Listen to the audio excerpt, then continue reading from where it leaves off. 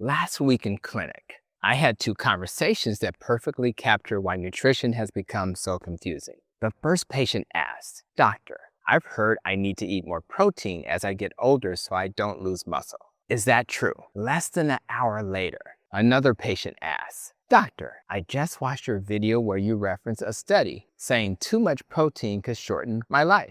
Should I be eating less?" Two intelligent people, two honest questions. And here's what stuck with me. They were both asking about the exact same biological system. They just didn't know it. The truth is, many of the biggest debates in nutrition aren't really about protein, or fasting, or muscle, or longevity. They're about understanding when your body is supposed to build and when it's supposed to repair. Get that rhythm right, and many of the apparent contradictions begin to disappear. Get it wrong, and it's easy to see why so many people feel overwhelmed by conflicting advice. Today, I want to introduce you to one of the most misunderstood systems in the human body. A system that helps explain why protein can help preserve muscle, why fasting may support important repair processes, why cancer cells can exploit normal growth pathways, and why your body responds differently at 25 than it does at 75. It's called mTOR.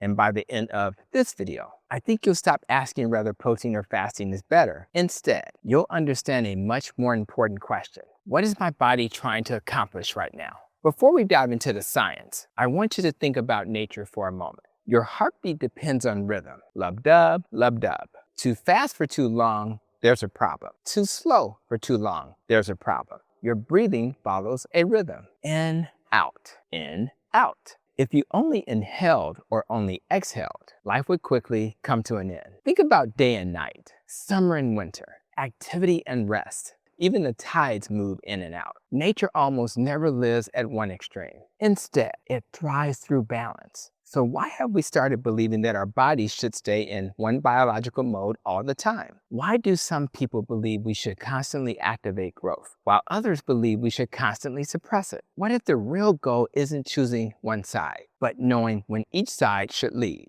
That single idea may completely change the way you think about nutrition. One of the biggest mistakes we make is thinking our bodies are machines. Machines wear out. Living things adapt. A tree doesn't grow every minute of every day. There are seasons for growth and seasons for conservation. Your body works the same way. Sometimes it's building. Sometimes it's repairing. Sometimes it's responding to an infection. Sometimes it's recovering from exercise. Sometimes it's replacing damaged proteins. Sometimes it's laying down new muscle. Each of those jobs require different instructions. And one of the major systems helping coordinate those instructions is mTOR. Now, mTOR sounds like one of those intimidating scientific terms that belongs only in a medical textbook. But don't let the name fool you. The concept is surprisingly simple. Think of mTOR as one of your body's master construction managers. When conditions are right, when energy is available, when nutrients are sufficient, and when your body has a reason to build, mTOR helps organize the work. It helps cells decide that this is a good time to grow,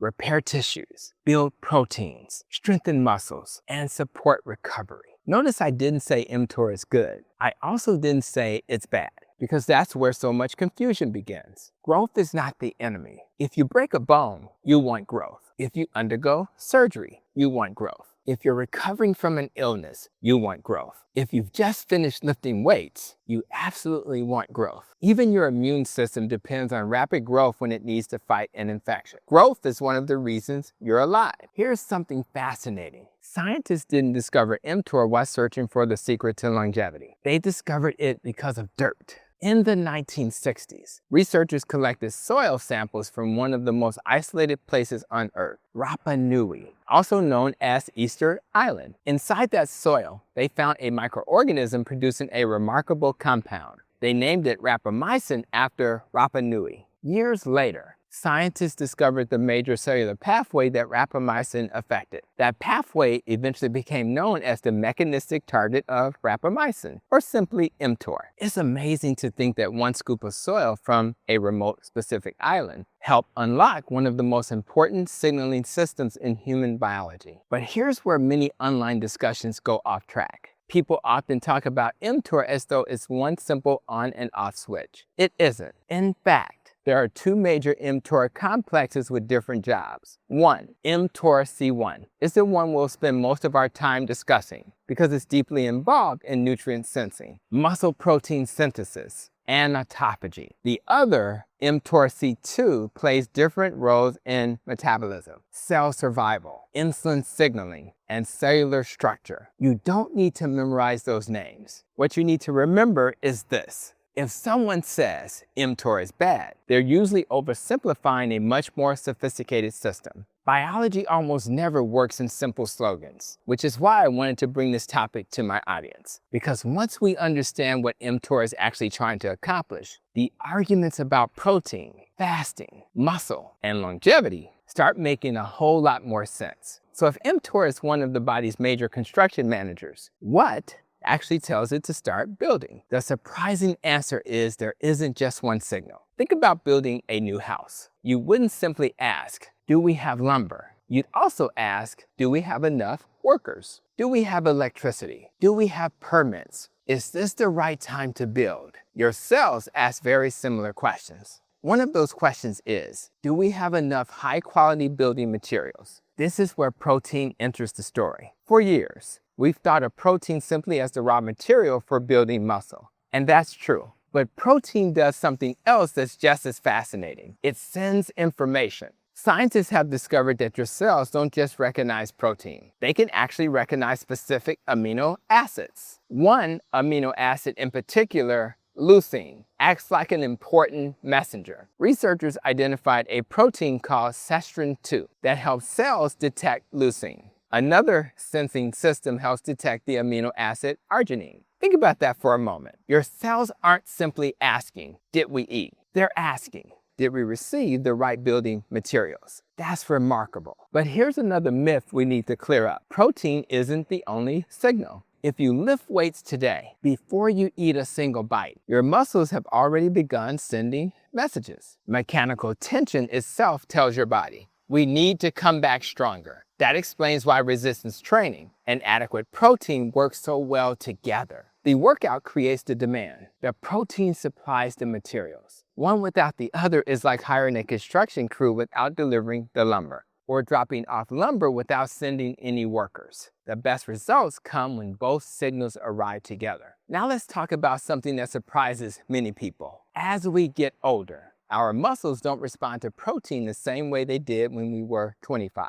Scientists call this anabolic resistance. It doesn't mean your muscles stop responding. It means they often need a stronger signal, a larger dose of high-quality protein, more leucine, resistance training, sometimes all three together. This is one reason I'm cautious when I hear blanket advice telling everyone over 50 to simply eat less protein for longevity. Because one of the strongest predictors of healthy aging isn't simply living longer. It's maintaining the strength to enjoy those extra years. One of the saddest things I see in medicine isn't gray hair. It's watching someone lose the ability to climb stairs, carry groceries, pick up grandchildren, or get off the floor without assistance. That's why preserving muscle isn't about vanity. It's about independence. Now let's shift to the other side of the equation. If mTOR helps coordinate building, what coordinates cleanup? One of the body's most remarkable processes is called autophagy. The word simply means self-eating. That sounds frightening. It's actually brilliant. Imagine if every city never collected garbage. Broken furniture stayed on the sidewalks. Old appliances piled up. Damaged buildings were never demolished. Eventually, the city would stop functioning. Your cells avoid that problem by constantly recycling worn-out components. Old proteins, damaged cellular machinery, worn-out mitochondria.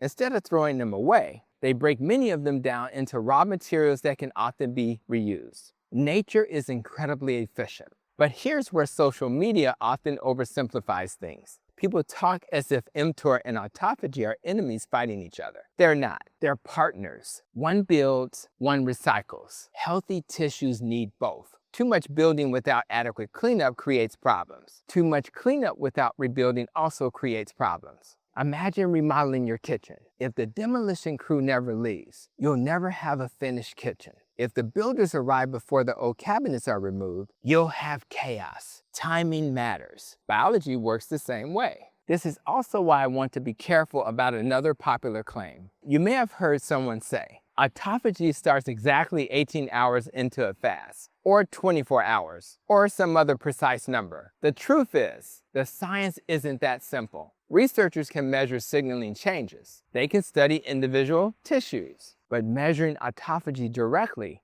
throughout the entire human body is extremely difficult. Your brain, your liver, your muscles, and your immune system don't necessarily respond identically or on the exact same timetable. So rather than chasing a magical fasting clock, I think it's wiser to understand the principle. Periods without constant eating allow your body to shift toward maintenance and recycling. That doesn't mean longer is always better. It just depends on what your body needs at the time. And this brings us back to the biggest misunderstanding of all. The goal isn't to maximize mTOR. The goal isn't to maximize autophagy. The goal is to remain metabolically flexible, to build when building is needed, to repair when repair is needed, to move naturally between those two states, instead of becoming trapped at either extreme. Because health isn't created by choosing one side. It's created by knowing when each side should lead. Now, before we finish, there's one more question we have to answer. If mTOR helps healthy tissues grow, why is it discussed so often in cancer research? Because cancer doesn't invent a new growth system. It hijacks one that already exists. Many cancers acquire mutations that keep growth pathways switched on when they should have been turned down. That's very different from the temporary, carefully regulated rise in mTOR that happens after lifting weights or eating a protein-rich meal. A campfire keeps you warm. A wildfire destroys a forest. The problem isn't fire itself. The problem is losing control. The same principle applies here. That distinction also helps explain why scientists became interested in rapamycin. In mice, rapamycin extended lifespan, even when treatment began later in life. That discovery launched an entire field of longevity research. But here's where we need humility. As exciting as those findings are, we still do not have evidence that rapamycin extends lifespan in healthy humans. Some small human studies have shown intriguing effects on immune function, but that's very different from proving longer life. That's why I don't recommend chasing longevity headlines faster than the science. Instead, focus on what we already know. Challenge your muscles. Eat enough high-quality protein for your age and goals. Don't snack constantly from sunrise to bedtime. Protect your sleep. Move your body every day like I'm doing right now. Maintain metabolic health. Your cells have been solving this problem for hundreds of millions of years. They already know how to build. They already know how to repair. Our job isn't to outsmart them. Our job is to give them the environment they were designed to thrive in. So maybe the biggest longevity mistake isn't eating too much protein or fasting too little. Maybe it was believing your body was ever meant to stay in one mode. Because health isn't created by chasing growth over repair. It's created by knowing when each should lead. Every meal sends your body a message. Every workout sends another. Every night of sleep sends another. The question isn't whether you're sending signals. The question is, what story are you telling yourselves? I hope this helped clear up a little bit about mTOR. And thank you for joining me as I take a walk through my neighborhood while helping you understand a little more about mTOR. I'm looking forward to seeing you in my next video.